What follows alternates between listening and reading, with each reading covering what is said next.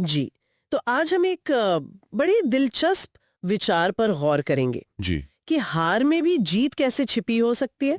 हमारे पास जो जानकारी है वो असल में इसी बात पर रोशनी डालती है कि दुनिया के कुछ जाने माने लोग जैसे एपीजे अब्दुल कलाम, एमएस धोनी, धीरू भाई अंबानी, ये लोग मुश्किल हालात से कैसे जूझे और फिर आगे बढ़े। हाँ, मतलब उनकी हार ने ही उन्हें जीत का रास्ता दिखाया, ऐसा? बिल्कुल। तो चलिए इसी सोच को थोड़ा और गहराई से समझते हैं।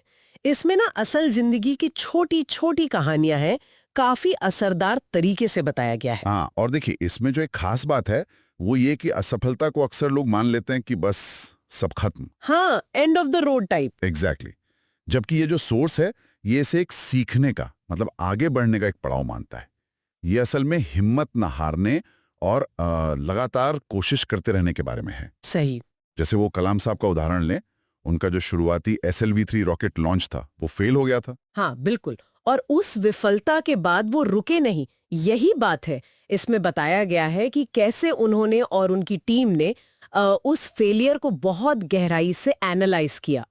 समझा उसको। हाँ, अपनी गलतियों को समझा और सिर्फ 2 साल के अंदर, मतलब सोचिए सिर्फ 2 साल में सफलतापूर्वक लॉन्च कर दिखाया। कमाल है। तो ये दिखाता है कि हार को मानना और फिर उससे सीखना कितना जरूरी है। बिल्कुल, बिल्कुल। और यही बात देखिए हमें MS धोनी के करियर में भी दिखती है।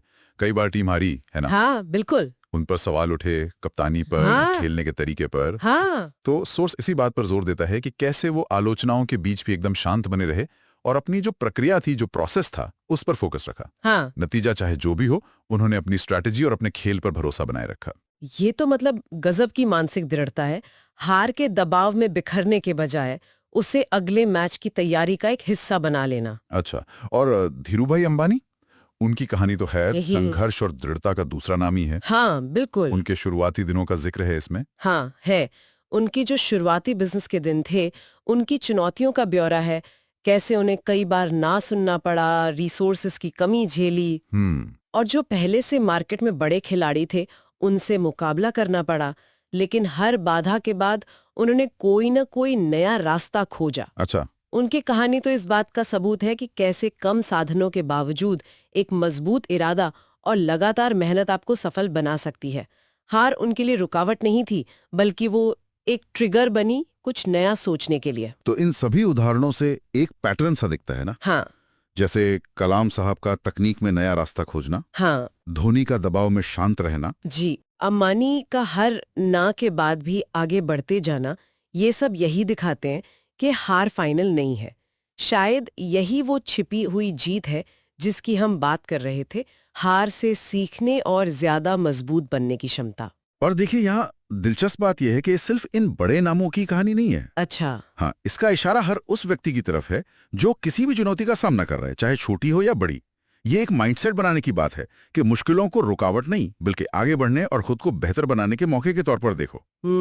नजरिया बदलने की बात है। बिल्कुल, यही रवैया है जो साधारण परिस्थितियों में भी असाधारण नतीजे ला सकता है। तो कुल मिलाकर बात ये निकलती है कि मुश्किलें या हार वो हमें परिभाषित नहीं करती, नहीं करती? हमारा उनसे निपटने का तरीका करता है। जैसा कि इन हस्तियों की कहानियों से पता चलता है, अगर हम टिके रहें, सीखते रहें, तो यही मुश्किलें हमें आगे ले जा सकती हैं। सही कहा आपने। अगर हम इसे एक बड़े परिप्रेक्ष्य में देखें, तो ये दृढ़ संकल्प मतलब इच्छा शक्ति की अहमियत को दिखाता है। सोर्स इसे एक बहुत ही दमदार विचार के साथ खत्म करने का सुझाव देता है। क्या है वो? वो कहते हैं, आज का दर्द कल की जीत बन सकता है, बस रुकना मत। वाह! ये वाकई सोचने पर मजबूर करता है ना, कि हम अपनी आज की चुनौतियों को भविष्य की सफलता की सीढ़ी कैसे बना सकते हैं। बिल्कुल। आज का दर्द कल की जीत बन सकता है, बस रुकना मत। बहुत खूब।